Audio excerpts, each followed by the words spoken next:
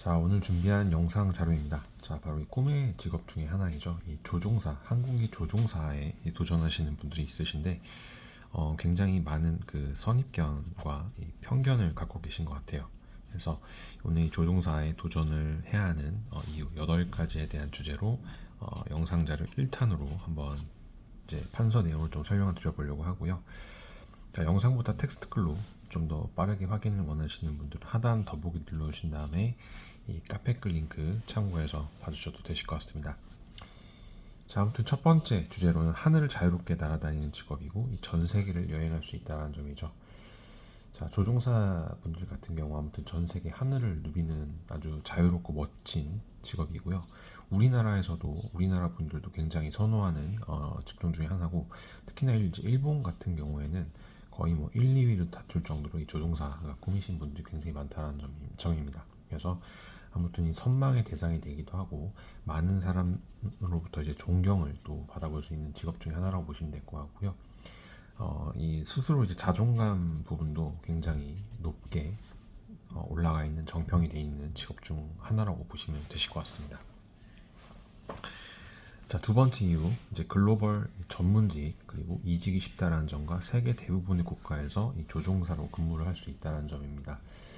이 조종사 같은 경우에는 직업 대비 상대적으로 수가 이제 적다 보니까 대체 불가 직군으로 많이 손꼽히고 있고, 또한 항공사에서 이제 뭐 기장님이시던 이제 부기장님이시던 아무튼 기장 부기장이 되기 위해서는 이 항공 타임이라고 하죠. 비행 타임이 수천 시간에 이르는, 아무튼 1000시간 이상 요새 돼야 됩니다. 그래서 이 1000시간 수천 시간에 달하는 비행 경력이 있으셔야 되다 보니까 아무튼 전 세계적으로 이 조종사가 현재 지금 부족 현상을 겪고 있다 보니까, 이에 따라서 이 전 세계적으로 최고 수준의 복지라든지 급여 부분을 잘하고 있다는 점을 좀 좋은 포인트로 삼아볼 수 있고요. 또 한국인 조종사 같은 경우 전 세계적으로 또 실력이 뛰어나다는 호평도 많이 받고 있다 보니까 많이 선호하는 그런 직군 중에 하나로 보시면 되실 것 같습니다. 그리고 이제 워라밸 부분을 좀 설명을 드리고 싶은데, 보통 이제 뭐 우리나라 같은 경우에는 주 하루 8시간씩 근무해서 보통 5일 정도 근무하시면 주 40시간에서 많게는 뭐 48시간까지 근무하시는 분들이 있으실 것 같은데요.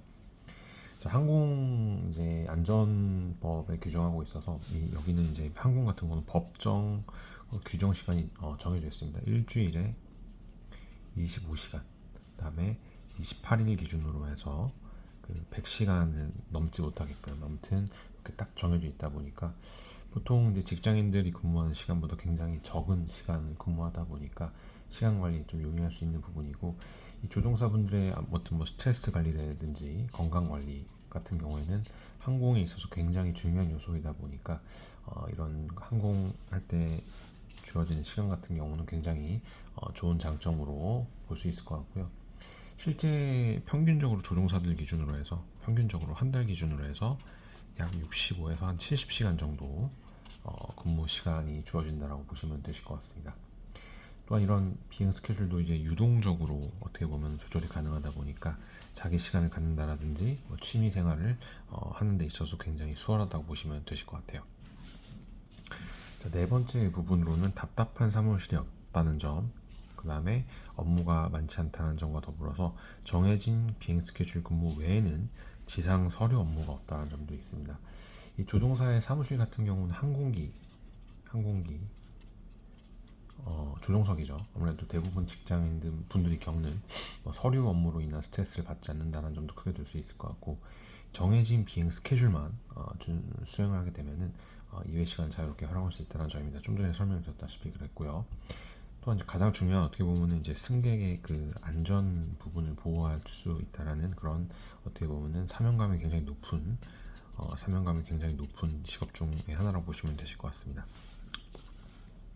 자, 직장 내 인간관계 스트레스도 적다라는 점을 들 수 있는데, 보통 조종실에서는 이제 기장과 아까 말씀드린 부기장 이렇게 두 분이서 근무를 하다 보니까 자, 원하지 않는 크루 배정 시 스케줄 조율이 가능하다는 점입니다. 그래서 항상 조종사는 조종석에서 기장, 부기장이 함께 근무를 하다 보니까 직장에서 어떻게 보면 단체 생활 같은 걸로 인한 스트레스에서 좀 자유로울 수 있고, 또 원치 않는 파트너와는 비행이 배정될 경우에는 스케줄 조정할 수 있다는 점도 어떻게 보면 큰 장점 중에 하나라고 보시면 되실 것 같고요. 가장 중요한 부분 중에 하나겠죠. 고액 연봉입니다. 평균 1억 2천만 원 수준이라고 하는데, 조종사는 아무래도 고액 연봉 직업군 중에 하나죠. 1억 5천에서 뭐 많게는 2억 이상 벌어가시는 분들도 있으실 것 같은데, 이외에도 이제 뭐 해외 체류비, 해외 뭐 체류비라든지 뭐 이착륙비 등 각종 이제 수당 부분을 받는 거다 보니까 연봉 수준은 굉장히 높다라고 볼 수 있을 것 같아요. 대부분 알고 계실 것 같고요. 복지 혜택도 줄 수 있겠죠. 항공사에서 지원해주는 복지 혜택, 뭐 직원용 항공 할인권을 제공한다든지 여행비 지원이나 의료 지원, 주택 구입 자금이나 학자금 보육비 지원 및 경조사 취미활동 분들을 이런 것들을 지원한다는 점이고, 대부분 항공사에서 조종사에게 보통은 대기업 수준 이상의 그런 복지 혜택을 제공하는 것들이 대부분이고요. 일부 항공사 같은 경우에는 이제 매년 그 항공권 자체를 직원분들에게 제공을 많이 하고 있습니다. 또 일부 이제 대형 항공사에서는 이제 1등석이라든지 이런 비즈니스석 좌석을 1년에 뭐 이제 1회 이상 제공해 주는 업체들도 있고요. 조종사분뿐만 아니고 온 가족분들 자유롭게 여행을 다닐 수 있는 혜택을 받을 수 있다는 점이 큰 장점인 것 같습니다. 또 마지막으로 조종사의 정년 부분을 볼 수 있는데, 보통 이제 공무원들 60세 정도 돼 있는데 조종사는 좀 깁니다. 65세인데 앞으로는 좀 더 이제 올라갈 수 있다라는 점도 줄 수 있을 것 같아요. 그래서 건강 관리 부분만 좀 신경 써서 오래 할 수 있다라고 하면은 65세까지 그 이상도 항공 조종사로서 활동할 수 있다는 점과 더불어서 조종사 경력이라든지 자격증을 갖고 뭐 대학교 이제 교수님이라든지 뭐 국토교통부의 고위 공무원, 아니면은 뭐 이제 경찰청이나 뭐 소방청, 뭐 해양경찰청이나 한국항공 뭐 공사회사, 뭐 교통안전공단 이런 데 취업을 할 수 있다 보니까 일반 뭐 대기업 조종사로 취업하시는 분들도 있고요. 아무튼 여러 가지 장점들이 있다는 점을 좀 들 수 있을 것 같습니다. 자, 조종사 일단 되기 위한 기본 기준의 가장 중요한 부분이 이력서를 낼 때 학력을 적는 부분이 없습니다. 단 이건 있어요. 비행 학교를 어디를 나왔는지, 그다음에 비행 타임라인이라고 해서 비행 시간이 얼마나 되는지 요거를 적는 라인은 있는데, 학력 부분을 적는 부분이 없다 보니까 이 고등학교 졸업 이상의 학력이 있는 분들은 누구든지 도전할 수 있는 그런 라이센스 중에 하나라고 보시면 되실 것 같고요. 자, 아무튼 항공과정, 유학과정, 상담, 전문 상담 필요하신 분들 언제든지 대표 전화번호 연락 주시거나 영상 하단에 나와져 있는 상담 채널을 통해서 연락 주시기 바라겠습니다. 저는 준비한 영상은 여기까지고요. 오늘 첫 번째 시간이었고, 다음 시간 이어서 또 좋은 내용으로 또 찾아뵐 수 있도록 하겠습니다. 시청해주셔서 감사합니다.